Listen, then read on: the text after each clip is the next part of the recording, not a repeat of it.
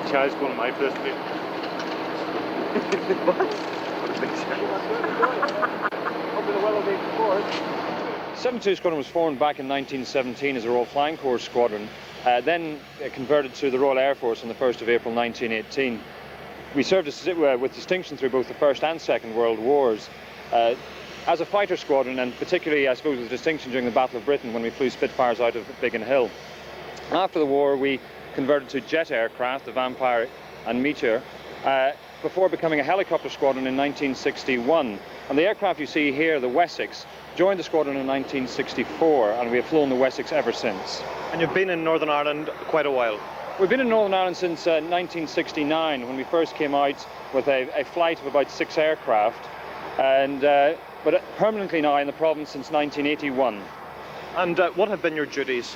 Our duties have been primary role in support of the security forces, but we've had a secondary role in search and rescue.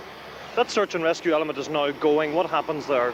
When the search and rescue disappears, and we briefed this earlier on in February back down in Bangor, the primary cover will be from seeking helicopters from Prestwick and RAF Valley in Anglesey.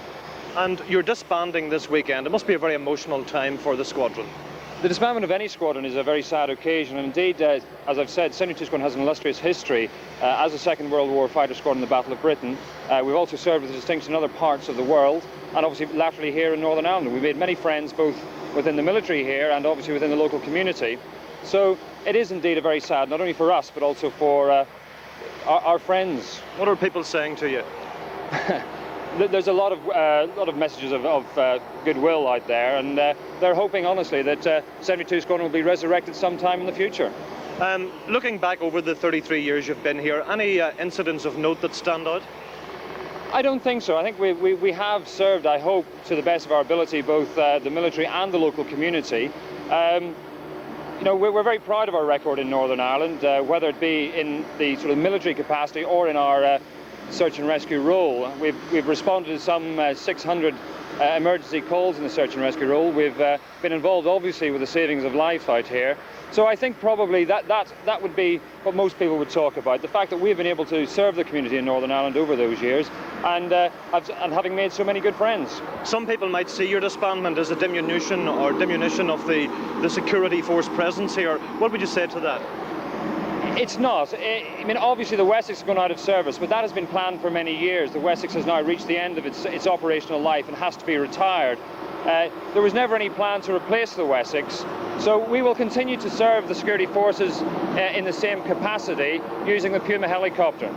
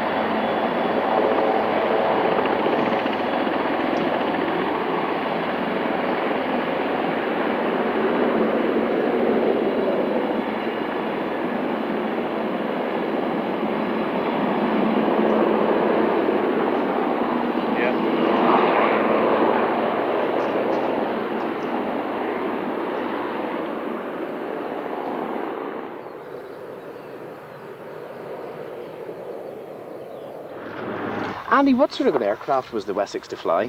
It was an excellent aircraft to fly. I think all those that have flown it in the past have really some great fond memories of the aircraft. It's a sturdy old beast, and she served us well throughout the years. Sort of the Morris Minor of the air? I think, yes, exactly. What does it mean to the RAF when a squadron's disbanded? Any squadron disbandment is a very sad occasion, and it's something that we treat with great respect, to be absolutely honest. And particularly here at Aldergrove, we've been here for just over 30 years now, 33 years, and our connection to the province and to the local community has been cemented, and it really will be a wrench for us to leave. Okay, let me think on. Yeah, what happens to the aircraft now?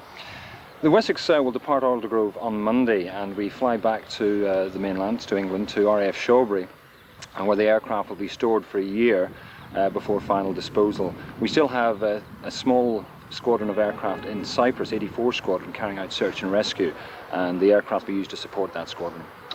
What about, the thing that struck me, I was saying this to you earlier, was that sort of the history of the squadron here is almost exactly bracketing sort of from the start of the Troubles into the peace process. Well, indeed. We arrived in 1969 to support the security forces in Northern Ireland, and so obviously we have that connection.